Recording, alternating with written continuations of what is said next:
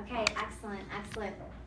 We are less than 1 minute away from the Dr. Jaime Show, where we are going to have Scott Weber come on. He is an attorney, a private equity investor, a franchise consultant, and today we are going to answer any of your business and franchising questions. So bring them all. I also have a list of questions that were mailed in or messaged in through Facebook. Facebook Live.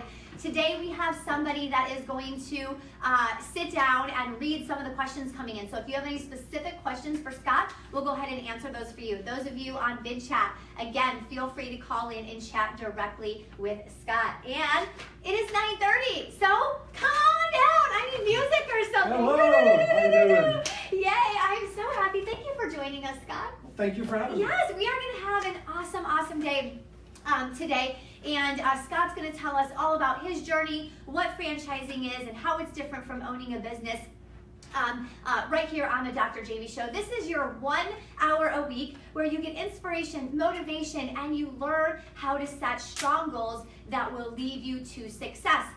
So feel free to chime in. And remember, when you chime in and chat with Scott, you never know what your words or the advice that he's giving you, how it may make a difference to somebody else. So again, bring those questions, and Facebook Live, go ahead in the next 5 minutes, we are going to have people that are going to be viewing your questions in the chat, and we can stop and ask Scott those questions as well. So you know how it works. The first thing that we're going to do here on the Dr. Jaime Show is go down some admin, and then we're going to get over to Scott. We're going to learn more about him, and we're going to jump into the quotes. I was unable to get it down to one quote. You know me, the whole show would be quotes if I was allowed to do that, but I did narrow it down to 2, so we'll go over the quotes today. Let me tell you about the amazing lineup of guests, and I even have some guests that might be coming on that I can't say yet, and I am dying to tell you who they are, but I can tell you the super awesome guests that are already booked for the Dr. Jaime Show. So next week we have a very special segment. So typically the Dr. Jaime Show every Friday, 9:30 a.m. Eastern Standard Time. Next week, we're doing Thursday and Friday. On Thursday, we are having Anthony Amos on the show. Let me tell you, he's a former Australian rugby player. How awesome is that? He also owns Hydro Dog, and we are going to talk about what he is doing here in the States. So him and his family have come over. They're touring 150 U.S. states, and they are raising awareness on not killing animals and finding homes for them instead. So he's got a whole story about Hydro Dog and then the story behind it and how they save animals. So you get to ask your questions live to him next week. That will be a special segment on Thursday. And then on Friday, we're having Amazon best-selling authors April O'Leary and Jessica Higdon. If you have not, you need to get a copy of their book, The Networking Revolution. It is a quick and easy read, and if you are looking to starting an at-home business, which by the way, a lot of this is part franchising in here, so you may learn a little bit from Scott today that then you can apply to next week as well.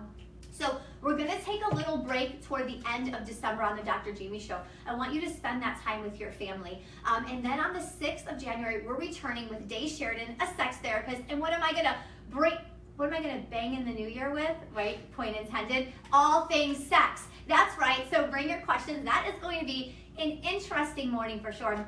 And then on the 13th, we're going to have Angela Ardolino. I am so excited. She was the owner of Tampa Bay Parenting Magazine. She sold it, and now she is in the medical cannabis industry, trying to help families and children that need this for children in order to recover or part of their healing process. So we're going to hear about her story. And then on the 20th, we have Mario and Diane. We're talking all things relationship based on their book, Re-Love and Ship. How do you not bring your baggage in one relationship into the next?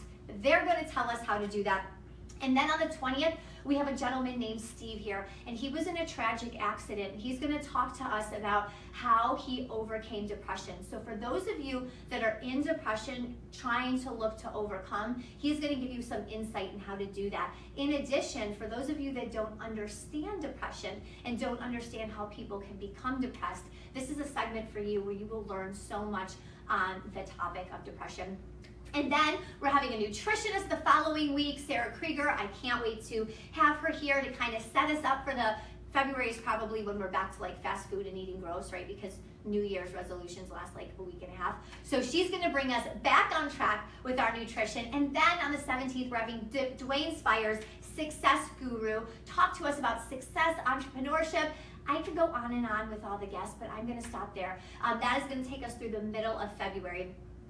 So now we get to turn to our super special guest today, Scott. Thank you for joining us. Well, thank you. Yes, thank you. Thank you for being here. I am so happy he's here. This guy is super successful, super knowledgeable in the franchise industry.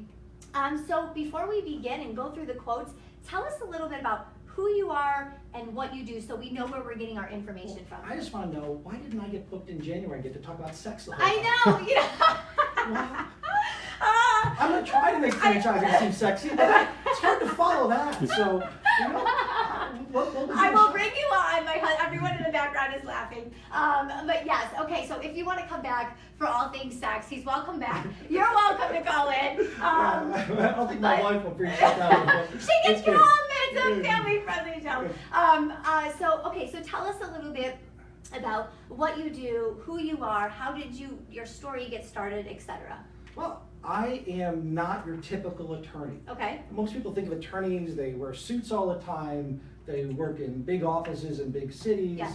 and all they want to really do is bill a lot of hours, Yes. charge a lot of money, give a lot of advice, but most attorneys, in my experience, have never really operated the businesses that they're giving advice about. Okay. They're giving legal advice. Okay.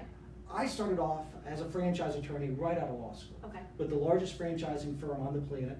It was then called Rudnick & Wolf. It grew to become DLA Piper, which is one of the largest Yes. firms in the world. It's all over the world, and it was in their franchise department. I then headed up the franchise and distribution practice group for a firm called Phelps Dunbar, which is about a 300-person firm, small compared to DLA. Yep. And during that time, and transitioning from DLA to Phelps, I started getting involved in the private equity side of franchising. Okay. I saw how, and this ties into a lot of what your show's about being happy and healthy. Okay. I saw how most attorneys around me were neither happy nor healthy. Mm-hmm. You know, a lot of them worked long hours. They weren't happy with what they were doing. The long hours they were working were interfering with their lifestyle and their health. And then I saw the clients we were working with, and they were in the franchise business, Mm-hmm. whether they were franchisors or franchisees. Mm-hmm. And I saw many, many clients happy, Yes. healthy, enjoying what they did. Yep. And I realized that what I was part of as being a franchise lawyer was part of an industry that helps people achieve their dream, the American Yes. dream, entrepreneurship. Absolutely. Mm-hmm. And so I said to myself, well, why am I just doing the legal part? Mm-hmm. Because the other part seems to make people a lot happier and healthier. The So fun I'm part. Yeah. So I'm going to start doing that. And that's a Yeah. profitable part too. Mm-hmm. So, Keyword, that's the profitable part too. so I spent a few years during that time also working on a private equity raise to fund a private equity fund that was going to buy companies in the franchise space. Okay. That project morphed into a few of our people in the fund running one of the larger private family offices in the United States.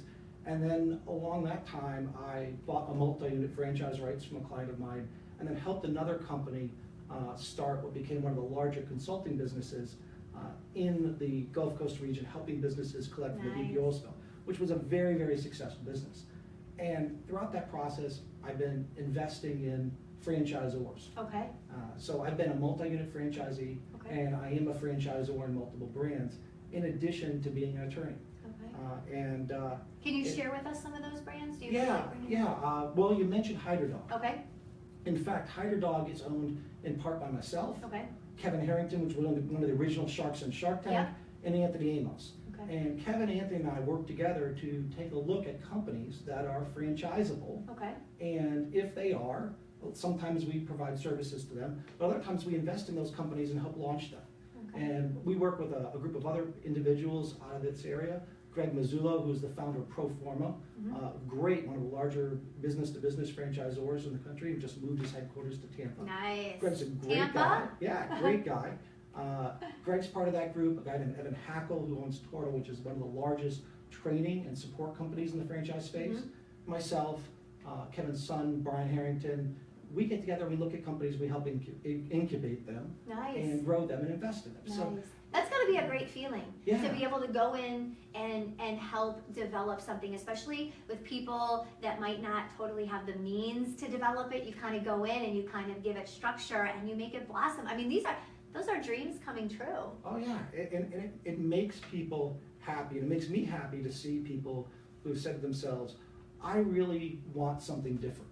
I want to leave my corporate job, I want to be my own boss, but I'm not quite ready just to be a true entrepreneur, or create the whole idea, create the whole business, take all the risks. So franchising allows people, in the words of the IFA, which is the International Franchise Association, to be in business for themselves, but not by themselves. Nice. That's the whole key of franchising, to provide a system to allow people to have that autonomy as an entrepreneur, but not necessarily all the risk and all the turmoil.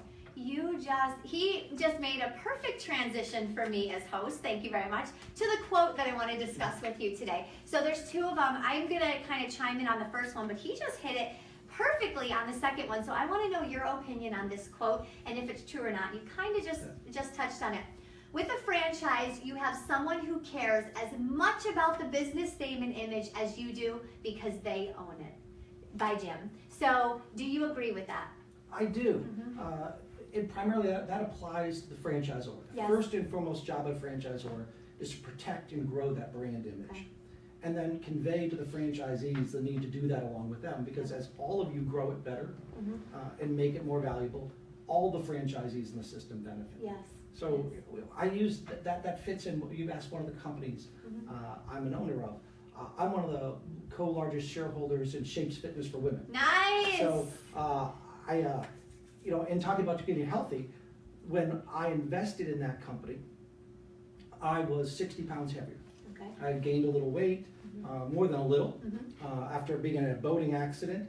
And during one of the initial meetings, one of the really smart ladies in the company who had been there for many, many years said, well, does it set the right image that you're the new owner and Scott, you're fat? Wow! She was great! Yeah. You go, girl. And so I went home and I went home and I looked at my wife. And, did you cry? Because I would have cried. No, but I looked at my wife when I got home and I said, honey, am I fat? And there was like... Did you put jeans on and then say, do I look fat in jeans? There was that, between spouses, there was that millisecond of hesitation. Ooh, that wasn't good. So, I decided that physically, I needed to represent the brand image. Okay. It was important for me as the franchisor to not represent the brand poorly. Yep. So over the next 4.5 months, I lost 60 pounds. High five to that. Hey. Nice. And I started working out really hard. I've gained a few pounds of it back, but I worked really hard and made sure that everybody in that company who expected us to protect and grow its brand knew that I cared what its image was. And so that was important to me. And it was transformative in life too, because I'm much healthier now. Yep. So it was great. But it's true, the franchisor has to protect the brand and the franchisees have to do the same. Yep. And I want to touch on something he said, and I've talked about this before, and that's what he just said, what he just hit on was integrity, is doing what you're preaching. So and I tell you this all the time, as a life coach, I want to understand what my clients go through. So when I'm pushing them to run, even though they're super busy, or drinking more water and living healthy, I do that too. Reading so many books a month, or whatever it might be, to be a better you, I practice that as well. It's not always easy, but it's important to understand. I mean, I try to be the image. I try to really help people and make them want to be better. And I can't sit here and smoke cigarettes and be overweight and then tell you to go run. No, I can't do that. So the next quote, so excellent. So the next one I wanted to touch on as well and give you a little bit of background and some of the story that I have, because during the questions today that I'm going to talk with Scott about, we're going to play off each other a little bit when it comes to franchising. As many of you know, I own 2 Maids and a Mop here in Tampa, Florida. It's a franchise. Ron Holt is the CEO. And I love this quote because it reminds me of being an owner with 2 Maids and a Mop.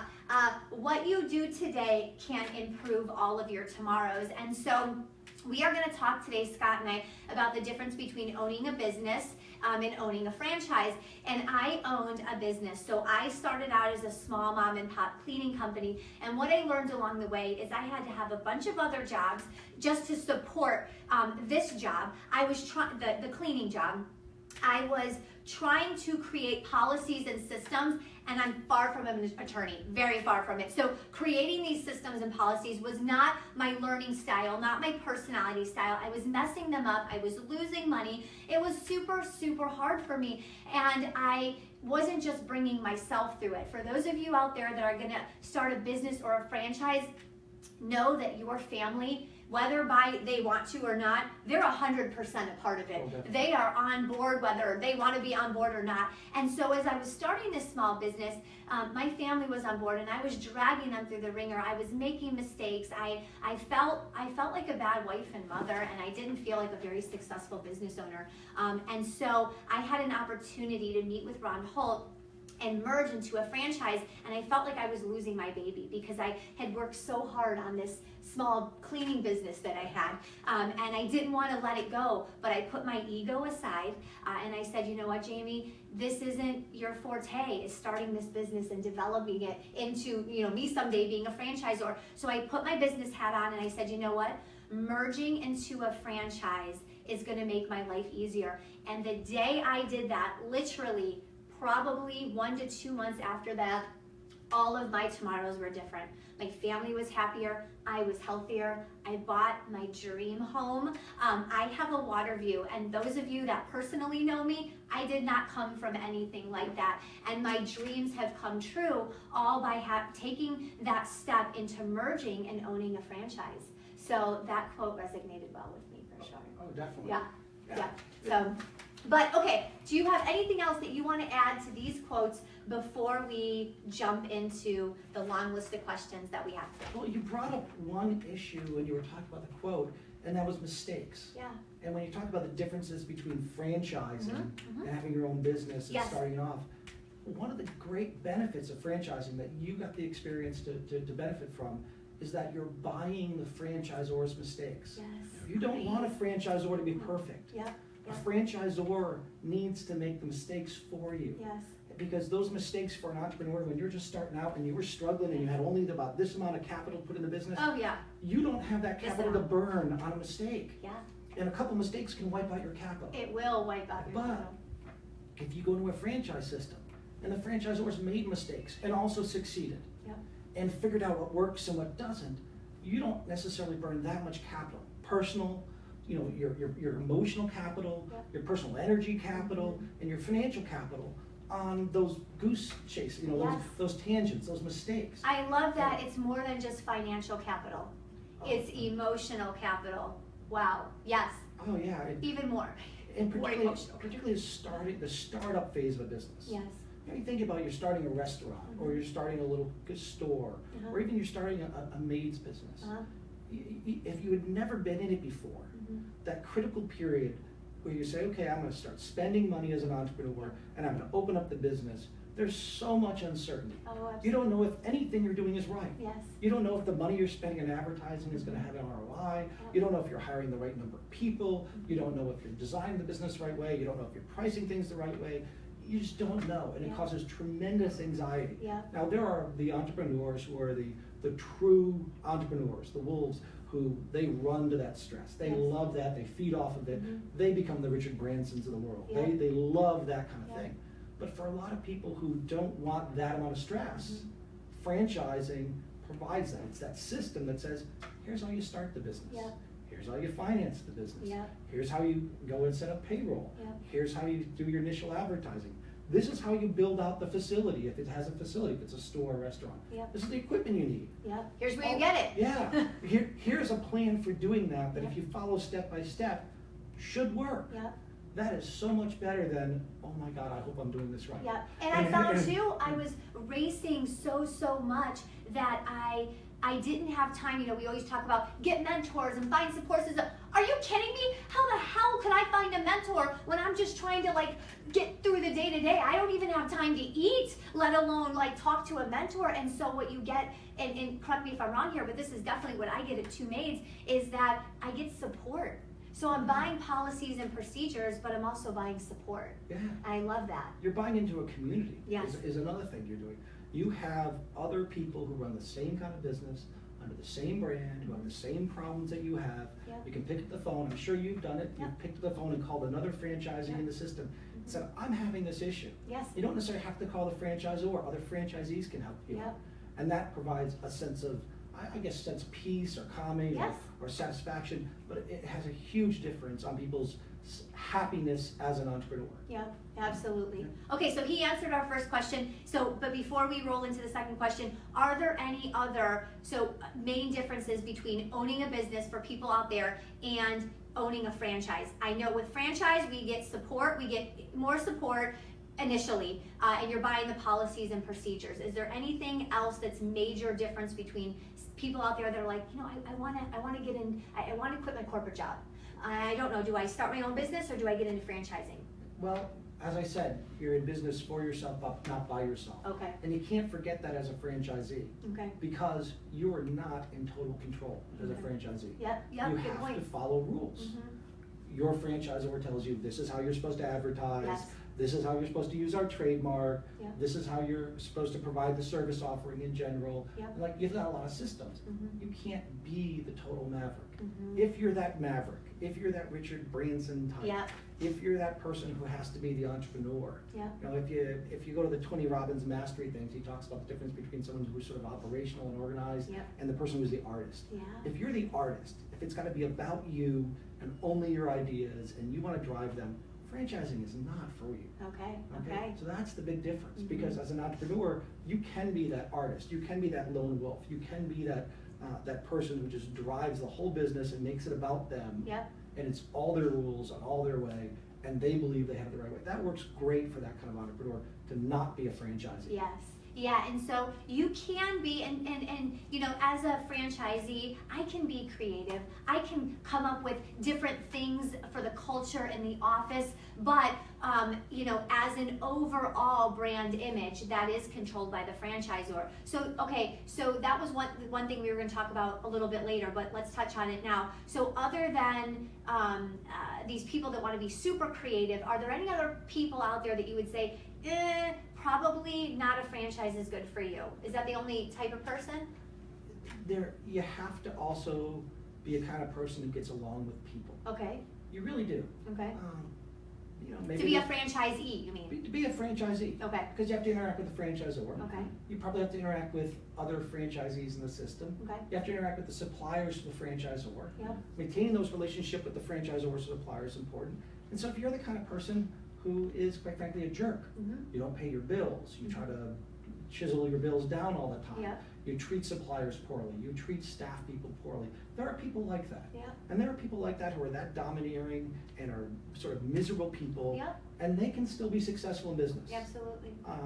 Sometimes it's because of those traits and sometimes despite those traits, but those are not good traits for franchising. Okay. They're really not. Okay. And then the other trait I would say is not good for franchising is being totally risk adverse. Okay. What does that mean? Well, one of the things you see a lot of times when people buy franchises is it's not that they don't want to follow the rules, it's that they're afraid to. They're too risk adverse to follow the rules. Okay. You tell a franchisee, you need to spend $35,000 on your initial grand opening. Yes. Here's their marketing plan, here's what you need to do. The franchisor knows that if they spend $35,000 in a certain number of weeks before the location opens, it should help generate business enough that it's worthwhile doing. Yes. And they got experience doing that, so they tell the franchisee, go ahead, spend it, this is what you do. And the franchisee is risk adverse. Oh. And the franchisee is scared. Yeah. And the franchisee can't write that check. Yeah. Sit there, and then they, no, I'm only gonna spend $5.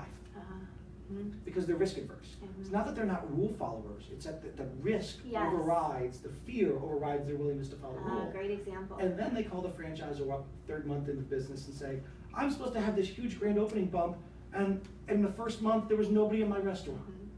And the franchisor said, did you do the grand opening? Right. Well, no, because I was afraid to spend the money. Yeah. And he says, well, but you lost $35,000 running the restaurant the last couple Yeah. months at a loss. Yeah. You should have spent the money and made a profit. Nice. Or at least broken even and then built the restaurant up. And so being truly risk adverse to the point where you either have analysis paralysis or afraid to take the action you need, again, not the best trait for being a franchisee. And I tell franchisees too, or potential franchisees, I say, if you, as the model has been perfected practically, like it's proven that it worked. That's why you can get through franchising, and there are a lot of rules and regulations on franchises. If you're gonna go in and you're going to change up those policies and procedures, franchising is not for you. They are giving you policies and procedures that work. Be happy instead of going in and changing them and not spending the $35,000. They also don't provide a guarantee. Yeah. Yes. And so good they don't point. always. Absolutely. They work in general. Yes. But it requires effort by the franchisee, Yes. a little bit of luck, and sometimes just the market around them. Yep. And so franchisees also have to have the personality trait to want to dig in. Yes. To dig in when it doesn't work. Mm-hmm. To work harder. Yep. Just to figure out, okay, the franchisor said spend $35,000 on the initial advertising and it should be great, and it wasn't so great. Okay. Do you give up right away? No. Right. No. Mm-hmm. And that's one of the great things about franchising, unlike sometimes employees. Yep. It's easier for an employee to quit, give Yes. up a job. Yep. Go somewhere else. Figure I'm gonna get better bonuses somewhere Yep. else, etc. Franchisee, they have their capital. Yes. They got skin in the Skin game. in the game. Yeah, and you know it. You know it. Oh, yeah. And it doesn't matter if it's only $5,000 or $10,000 of capital skin in the game. Yep. If that's your $5,000 or $10,000 capital, Yep. and that represents a lot of capital to you, Yep. that's skin in the game. Yes. You could be a multi-millionaire and have $5,000 in a business, maybe not enough skin in the game. Uh-huh. Yep. But if it's skin in the game and it motivates you, then you dig in. Yep. And And that's where you can be creative. That's where you can use Yeah. your creativity to kind of say, okay, how can I figure this out? How can I boost Yeah. more sales? And you can't be an employee mindset. Mm-hmm. Okay, so what is that? And that's huge. I want people to know from your perspective, what is the difference between maybe an owner's mindset versus an employee mindset? Well, for example, I got a great example. I won't use a name because it's Okay. sort of distant. Sebastian, you could use Sebastian. Yeah, distant family member who Okay. who was looking at buying a franchise recently, Okay. and they were going to relocate, Okay. and they wanted to stop being. They were thinking, okay, if I relocate, is it time to retire from the government? They had a government job. Okay. This is something I could do post-retirement. Okay. But the problem is the family member kept on looking at the franchise of, well, I'm making X amount of dollars per year in my current job. Now. If I go take another job in private Yes. sector, I'm gonna make X amount of dollars per year. What do I get paid by the franchise? And they kept on asking, what do they get paid? What do they get Yes. paid? And you have to explain that you don't necessarily get paid. You earn profits. Now, if you design it well enough so you have a salary for yourself Yeah. and you've got enough capital, you can do that. But you have to understand, it's not a job. Yes. There is no paycheck every month. Yep. And while you want to see if you can pay yourself first, you have to be prepared not to be paid some month. Yes. And if you have to have that paycheck, mentally or financially, Mm-hmm. to get by, Mm-hmm. then maybe not the best thing. Yeah. And because, or you just have to come to grips with, this is a different phase of my life. Yes. This is a phase where I'm not getting that steady paycheck. Mhm. And sometimes I get a really big paycheck, and Yes. sometimes I don't get such a big paycheck. Yeah.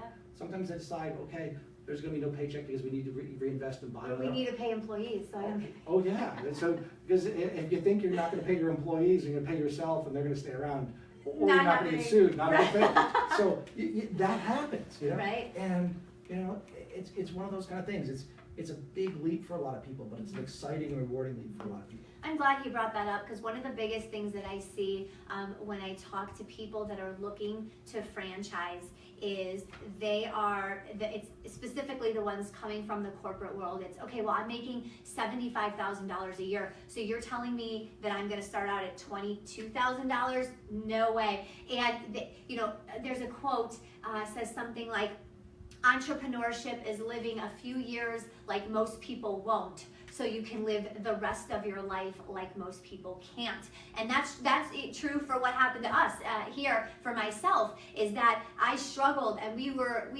overdrew the bank account, and we couldn't make all the bills. It wasn't perfect, far from it. And but we lived that way in order to build. So now we can live the rest of our life like we've always wanted to live. But you do, if you're coming out of the corporate world, in most cases when it comes to a franchise, plan on taking a step back financially for a few months before you can go ahead and move forward. And communicate with your family the consequences and what's gonna happen from doing that. You have to have realistic expectations, and the people around you have to have expectations. You have to be open about it. Absolutely.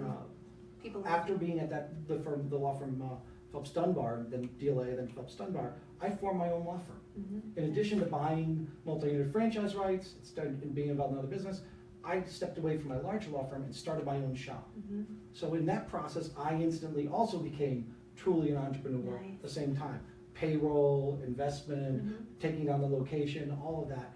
And before I did that, I sat down with my spouse and said, honey, I'm making X amount of dollars as a partner of heading up a practice group. Life is not so bad. Yeah. I'm going to take this big leap. How are we, going to be if I don't make any money next year? Yeah. What happens if I make no money? If I just have to pay staff and keep it going and build? And then what happens if I make no money and I have to put more money cash into the business while I'm not making money? Are we ready for that? Are we comfortable with that? Is that going to cause a problem between us? Yeah. And so we sat down. Fortunately, we're both very successful. My wife's super successful in her own right, but we had also saved and prepared for that. Yes. And so you have to have that kind of communication. It's not good to either have a business partner or a spouse in the business who doesn't understand the economic consequences and the amount of investment needed and the ramifications of the business struggling for a while. If you hide that from your business partner or your spouse, it's a recipe for disaster. What would be your advice, and kind of putting you on the spot here, because I've had a few clients that this has happened to. So I'll have one partner that is super entrepreneurial, wants to tap into everything, try new things, and then you've got, let's say, the other spouse that's super corporate world-minded. We're not taking these risks. I can't do it. What do you suggest in a case like that? I mean, is that someone that just, okay, well, oh well, you're just never going to be able to franchise or just... That's me and my spouse. Yeah. Heather. Is that, oh, okay, That's great. us. I am a risk taker. I'm an entrepreneur. I'm comfortable with those risks. Okay. Yeah, knowing Heather, people who know Heather, she's very conservative. She runs a huge wealth management group for Merrill Lynch, but she's a conservative investor. She prefers clients who have a conservative mindset towards investing. And Heather is very much look at the numbers, plan, and in detail to the core. Almost OCD is absolute detail. Everything is thought out in advance. Everything is planned. Everything is thought out for her. And I'm the, hey honey, guess what? I think we're gonna put X amount of dollars in this business, and let's sign an LOI at a new location. And she's like, what? She'll, and she just, there's got to be a sense of ability to interact and make those decisions. Again, whether it's a spouse or a business partner. Do you have autonomy to be able to make the decision? Does the person trust you to take the risk? If your partner doesn't trust you to take the risks, whether they're your spouse or your business partner, again, it's going to cause problems in the relationship. So you have to have that trust level. It's good to have a person in the relationship, whether business partner or spouse, who is that sort of rock. Okay, yes. Because they're a really good check. Yeah. They're the one who says, whoa, what are you thinking? What are you thinking? Let's run the numbers again. And and that is good, because even the best of us as entrepreneurs, emotion can get the best of us, and we sort of get, as he called, married to a deal. Yes. They describe it as, you can't be only a little bit pregnant, and you get into a deal, and sometimes there is just this desire we got started, so we got to do it. And sometimes it takes somebody to say, something, let's not expand to that other unit right now, or let's not invest in that business right now. I know we're really excited about it. I know we have some time on it, but we have to make the decision also when cut your losses. Yes, absolutely. That's so important. And I see people do that not only in business and finances, but off topic in relationships. People will be in a relationship with someone that's super toxic, but they've spent 2 years with this person. So they keep trying, and it's just more toxic and more toxic. And that can happen in business too. When you see that it's not going well and there's nothing in sight to make it go well, you need to be able to strong enough to put your passion and emotion aside and cut those losses. Yeah, it's interesting. I have done a lot of work in Clearwater, Florida, which is close to here, is known as the Home Scientologists. Okay. I've done a lot of work. There are a lot of people in the Scientology religion who are very active in business opportunity, distribution systems, and franchising. The like. Interesting. And I'm not a Scientologist, and not a really religious person, to be honest. But one of the things that they've sort of talk about is toxic people. You have that exact phrase, and spotting them and having the ability to say, okay, when do you cut this person out? Yeah. And so I had a client years ago who was involved in that and described their concept of it. And I look at it a little differently. But the overall concept of toxic persons and knowing who not to be in business with. A lot of people talk a good talk, and you say, let's buy a franchise together. And you start talking with them, and it's going to be and all of a sudden you realize there isn't a real congruity between that person and you. Okay. Maybe congruity in what though? It could values. Be values. Okay. expectations of work-life balance. Okay. You can have one person who's a workaholic, as a business partner. That may be good. Mm-hmm. They let them work their brains Yeah. out if they want to.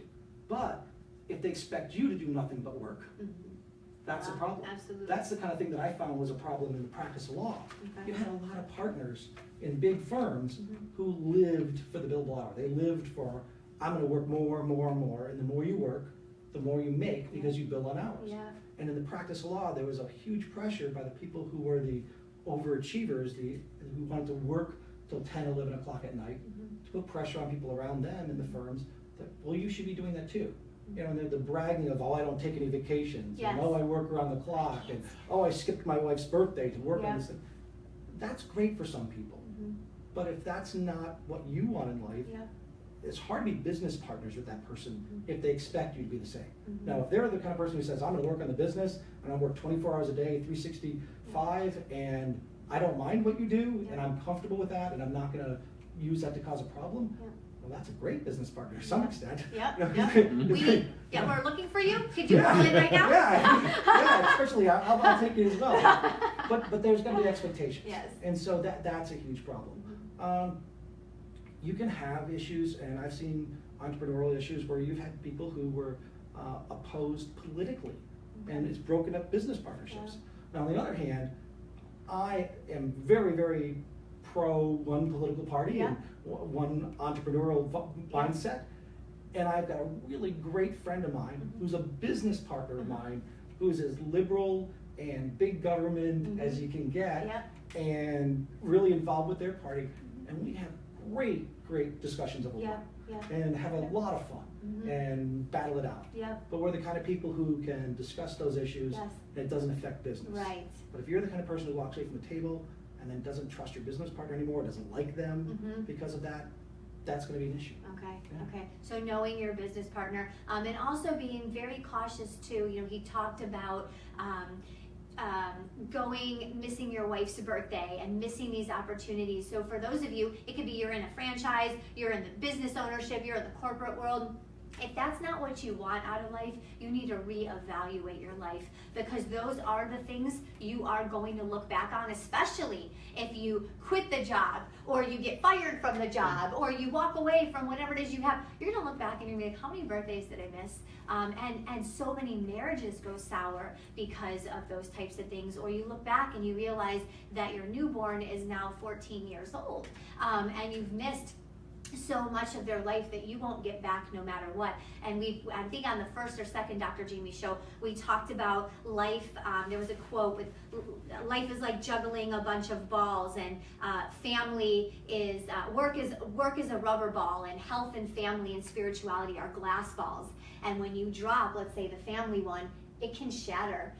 Work is always there. Work is a rubber ball. It can always bounce back. You can always go get another job. Always have another opportunity out there for you. So being very cognizant of having that balance in your life. And for me, franchising has actually brought the balance. So It does. It brings a lot of balance to people's lives. So, okay, all right, so let's move on. Okay, we are all over the place here. So let me, okay, so let's just touch really quickly. We kind of hit on this, but just to wrap it up, what about creating your own product versus franchising? Anything else that we need to know before we move on? Well, very often franchising is not, to be the franchisor may not be the best way. Okay. Franchising is an alternative form of capital. Okay. It's financial capital and human capital. Mhm. You're harnessing the capital of others to grow. Okay. Because you don't want to invest that capital yourself. Mhm. It's pretty simple. I mean, Yes. you think of it in its most simple form. If you have the capital, Yep. or you don't want to share that much of the income stream that Yep. you share with franchisees, and you have the ability to grow a business on your own. Let's say you come up with the next great widget, the next great piece of apparel, Yep. you know, the product that could be sold all around the world. It may not be the best idea just to franchise it Okay. if you can raise capital Okay. and you can invest and you can get people behind you. And my business Oh. partner Kevin, he's the guy, he's as seen on TV. Yes. I mean, and he's the founder of the infomercial, and he has sold hundreds and hundreds and hundreds of millions of dollars of products Mhm. through infomercials and direct marketing and the like. And so there's a great space for that. Mhm. And so you have to figure out when you're looking at things, if I've got this new thing, Mhm. what's the best way to grow it? Okay. Franchising, distribution, licensing, do I manufacture myself?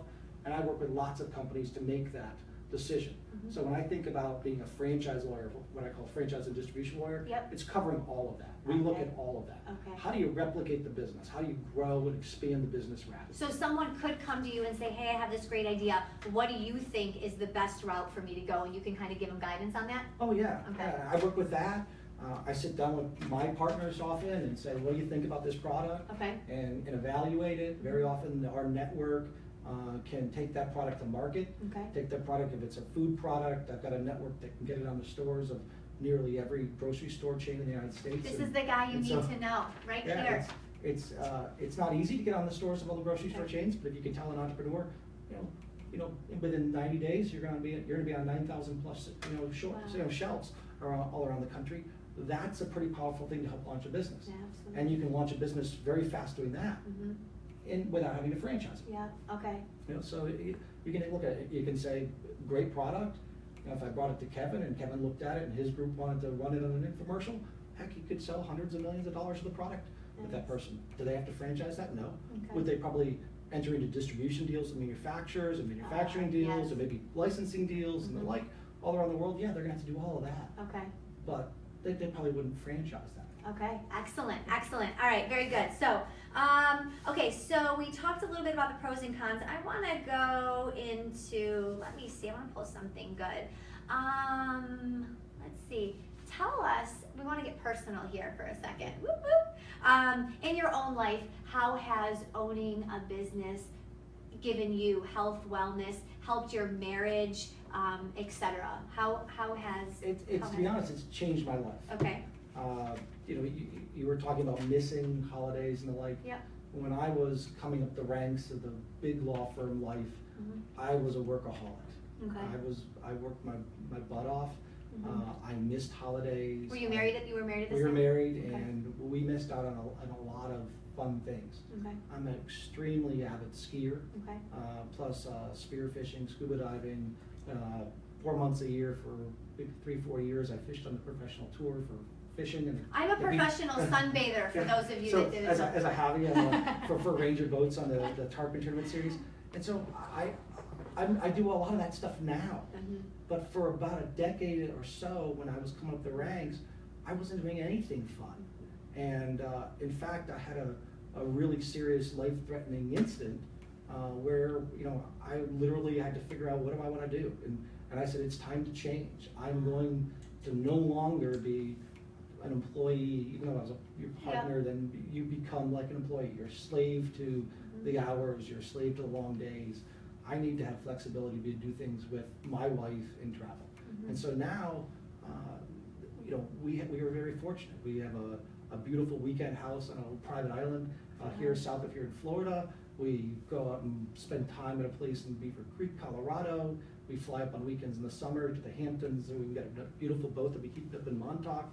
And we have a lifestyle that is truly enjoyable, and I am blessed. And I realize, it's hard when you're sitting there, and it's a good thing to tell people how happy you are. Yes. It actually motivates you to be better. Yes. It's one of the things people say, well, you shouldn't tell people how good things are going for you because they'll think you're bragging, and that you should be more humble. Well, if you're too humble all the time, Yes. you don't motivate yourself. Yes. So I'm happy to say that life is good. Yes. And that As long as motivates you're me. thankful about it. So those of you out there, you can share your successes and the things that you've obtained. He didn't just sit on his ASS and suddenly has a place in the Hamptons, for God's sakes. The man has worked, and he's telling us his journey and his story, and you've earned it. Yeah, but owning businesses and having good business partners and people you can rely on and you can trust to work with you in the business provides that flexibility. Okay. And it provides and one of the key things of owning businesses is figuring out, how do you grow to the business to the point where you don't have to run it all the time, where you have partners or employees who can pick up the slack, or you've got managers who manage the business, and so you can transition that point in your life. And for a lot of lawyers, they never transition from where their personal hours is their only direct source of income. So every day they take off, every hour they take off of work is money lost. And you think of that. Yes. Where you transition to, what are we going to invest in? How is the company going to grow? how did it perform on an overall basis this year? And I know so that I'm fresh, my thoughts are clear, and I'm motivated enough to put the time in to grow the businesses when it's time to put the time in. Yes. And for those of you out there that are, whether you're, no matter what type of job you have, in a franchise, owning a business, corporate world, it is important to know when to take a step back. And maybe you can't take a step back and go do some of these amazing opportunities that Scott has. But even if you can take a step back, sometimes we just have to take vacation for 2 days. Take a Friday and a Monday off, and you're getting Friday, Saturday, Sunday, Monday off, and those 4 days will help rejuvenate you. I made the mistake at one point working crazy hours, and then I wanted overtime, and I'm pushing 12 hours and then 15 hours, and then I was pregnant, and it was crazy. But I needed to learn. It's not cool. You don't get a certificate for saying I'm not coming in on my wife's birthday, or I'm working on my wife's birthday, and I worked 900 hours this week. You don't get anything for that. So you actually get more when you take a step back and you go enjoy your life, and then you come back and you're mentally clear. You can make better decisions and probably grow your business even more. Yeah, there's a good saying that a friend of mine has shared with me. There's no accrued vacation credits on your deathbed. Yes. So that'll be the next quote up here for next week. so you can't say, well, I got X number of days booked when it's your deathbed. So you got to enjoy life, and sometimes that means that I could probably make more money if I spent more time and less vacation, maybe. Yeah. But you have to figure out a balance, and that's what entrepreneurship allows you. Is that if you're writing the front of the check instead of the back of the check, you have more say over making that decision, and that has profoundly changed life. That's a great. Say that again. You have more power. Say that. If you're writing the front of the check versus the back, I love that. You have more say-so over making the decision as to what to do with your time. You do. Awesome. That's great. And that, if you want to say what's changed me, it's changed my life completely. I'm happy. I'm focused. I'm motivated. I got great partners to work with.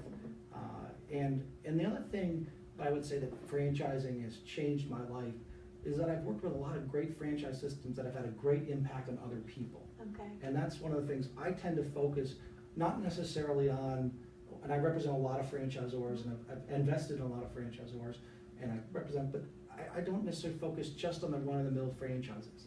I like franchises that have the ability for the franchisee to provide a service that matters. And so, like Shapes. Shapes provides a great environment for women to be comfortable in workout. Yes. For women, not only just who want to work out with other women because they're just uncomfortable with other men or with their body, and things like that, or they just want community, but also, for example, our Shapes Temple Terrace location has a very high percentage of Muslim women who work out at our Shapes Temple Terrace location. It provides a cultural opportunity of people who are integral to our culture to have a place where they're comfortable in their workout. Another franchise system I work with, great franchise system, Lap of Love Veterinary Hospice. Okay. Founded by Dr. Danny McVitie and Mary Gardner. They are two wonderful vets. They're phenomenal ladies, and some of the smartest women I've ever met when it comes to what they do. But they developed a franchise system for doing in-home veterinary hospice. Wow. And the joke about Dr. Danny is they call her the Dr. Death. But she takes it in stride. Is that people, when their pets are dying, are in tremendous emotional turmoil. Oh, absolutely. And the prospect of loading your pet up into the car, driving away from the house with the kids crying and your spouse crying, taking it down to the vet, and then having the pet put down in a sterile environment by the vet, that's traumatic. And they go in people's homes and do a nice little bed, they put candles on, they play music, they handle it all in a humane manner, an emotional manner. And when you think about it, you think about all the people who go through trauma. They help solve that. So that's a fantastic service, fits a need, makes people happy, and it hits the heartstrings. Yes, and I can see how passionate you are about it, and that makes me want to tell you, if you decide that you want to go into business ownership or franchising, make sure it's something, we talked about toxic partners and making sure that your morals and your values align with that partner. Same thing with the business. If you're going into business for something you don't really, I could probably just make a bunch of money off this, No, you need to be passionate about the why behind it. Oh yeah. Would you agree? Oh yeah. Mm-hmm. And so yeah, it's a great system. You know, I joke around, but that system, I get real emotional about it because that's the only client who's ever seen me basically in tears close to. Yeah. She came in to handle the dog, our dog. Oh, okay. Now Yeah. I see why it's so important. Yeah. It's awesome. And then you look at other concepts. We have weight loss, medical weight loss. Think of the millions of women and men around this country whose health is better because we franchised medical assisted weight loss around the country, and their diabetes levels are down. Their cardiac issues are somewhat alleviated. They have a better quality of life, fewer joint pain, all that kind of stuff that comes from, you know, significant amount of weight loss, and that helps people out. So you look at that. The Hydrodog business we have is a business that comes and does mobile dog washing. You think, well, how can that be an emotionally important business? But it is, because there's a lot of people who are shut-ins. They can't take care of their dog well. They need their dog bathed. They need them taken care of. And, you know, for helping elderly people and shut-ins and disabled people, you know, not everybody that they do dog washing for like that, but it helps them. And then that concept has a Bathe the Save tour, which you're going to talk about, which is going around with the Bathe the Save tour and washing millions of dogs around the United States and raising the money for dog shelters. So you look at that and you say, can I be involved in businesses that have something of value? So that's what you want to look for, is something of value. People ask me, Jamie, you're a doctor. How did you get involved in two maids and a mop? This cleaning, where?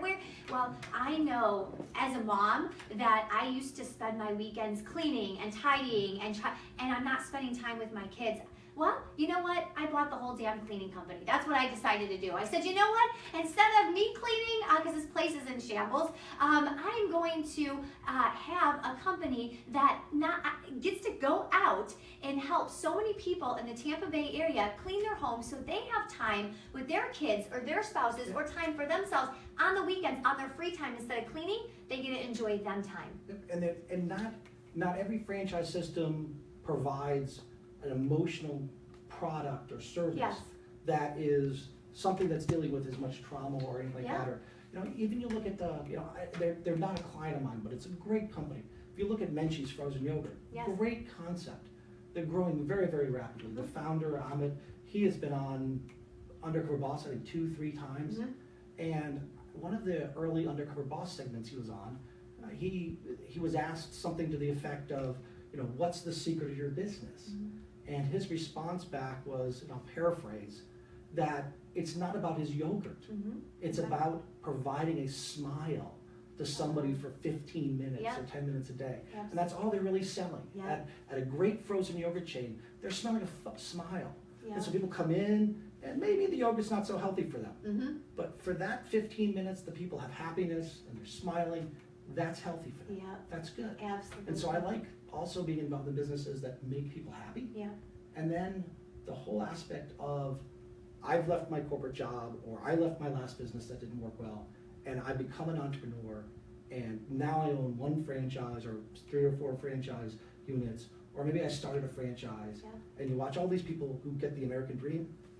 For the most part, most of them are very happy. Oh, absolutely. And that's a blast to watch. And you get to be a part of all of it. Yeah. I love that. And sometimes I invest along, and sometimes, you know, I'm just doing work for them.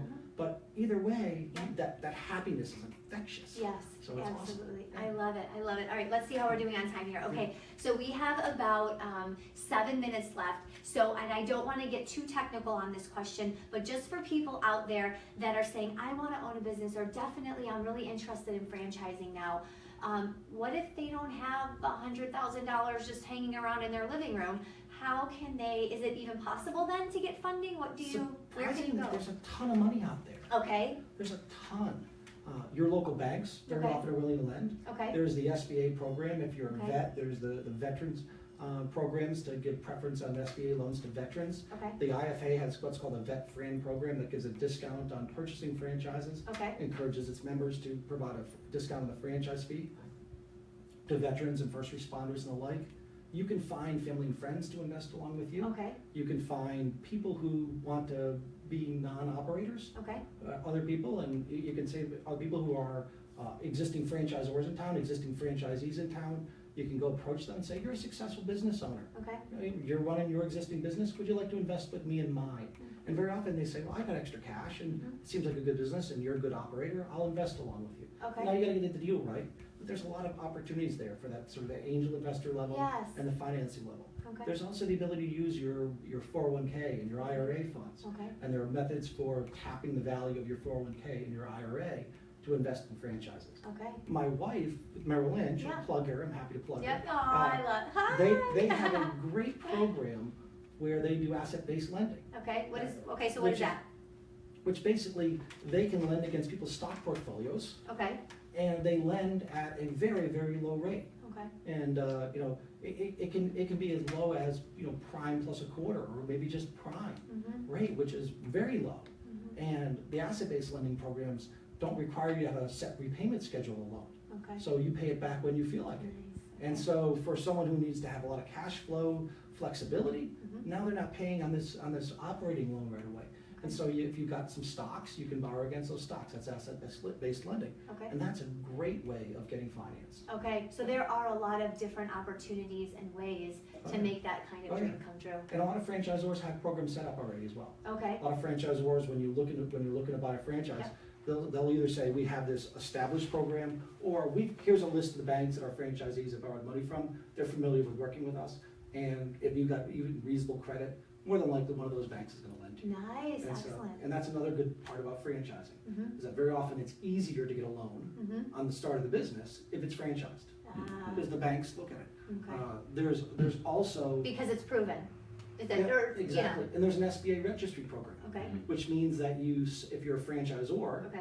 you send your franchise documentation into the SBA, Okay. Small Business Administration. Okay. They review it, and they basically sort of fast track the underwriting. Oh, So that nice. every time a franchisee, no matter where they are in the US, then goes into an SBA bank and wants to borrow money for that particular franchisor's type of franchise, the SBA is already familiar with that franchise. Has already done most of the underwriting on the concept itself, and has already made decisions as to whether or not the SBA is going to approve franchising for these concepts. Now they'll look at also the financial wherewithal of the person, the applicant, but a lot of it's already been done, so it's fast track. Okay. And so smart franchisors get on that SBA register. Okay, that's a tip for you franchisors out there today, for sure. Excellent, excellent. Okay, so all right, so I think so we're at time, but I want you to leave the viewers with one tip. So based on everything that we talked about, if you could only leave them with one tip today, what would you leave them with? Don't hesitate on following your dream. Okay. Period. If you think your business is franchisable, Okay. contact me, contact somebody else in the business, find out and say, let's grow it. I'm going to go from one unit or one store, one business location to nationwide, worldwide. I can do it. And if you're thinking about being your own boss and you want to have your own business and you're hesitant because you're thinking, I don't know if I got the idea or not, give franchising a try. Okay. Take a good look at it. Okay. Go to the franchise websites that are out there, like FranchiseGator and others.com, and take a look at those. FranchiseGator, what's the other one that you would recommend? Well, I would look at that. Okay. There's Entrepreneur Source, there's Okay. FrainNet, there's a number of different broker networks where the Perfect. brokers will help you. Nice. There's a company in town called Franchise Solutions Okay. that will help you out and help figure out which franchise is for you. Nice. So there's a lot of different resources where you can get advice. Okay. And maybe it's for you, but maybe it's not. Okay. But find out, give it a shot. Okay. So- So at least take the leap and do a little bit of research. Okay, where can we find out more about you? Because I'm sure all of them want to contact you. Okay, well, the easiest way is through my website. Perfect. It's www.franchiselegalsolutions.com. It's Okay. nice and long. Okay. Franchise Legal Solutions, plural with an S on the end. Okay. And you can find me there.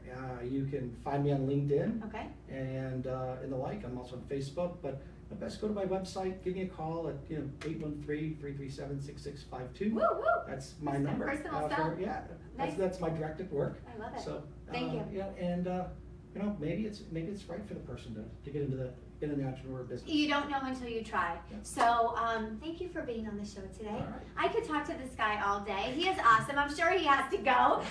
But thanks. Thank you again. And remember, coming up next week, we have 2 special segments. So the Dr. Jaime Show airs every Friday at 9:30 a.m. Eastern Standard Time. But next week, we're doing a special Thursday segment. So we'll have Thursday and Friday. On Thursday, Anthony Amos, owner of Hydro Dog, is going to be on to talk about his journey, what he's doing with giving back when it comes to animals. We talked a little bit about that today. And then the next day, we're having Amazon best-selling authors April O'Leary and Jessica Higdon, who wrote The Networking Revolution. Grab a copy and you can ask them questions live on the air. Go to my YouTube channel, subscribe so I can keep spreading the word to millions of people across the globe on happy and healthy living. Thank you so much. Have a wonderful Friday and a better weekend. Bye.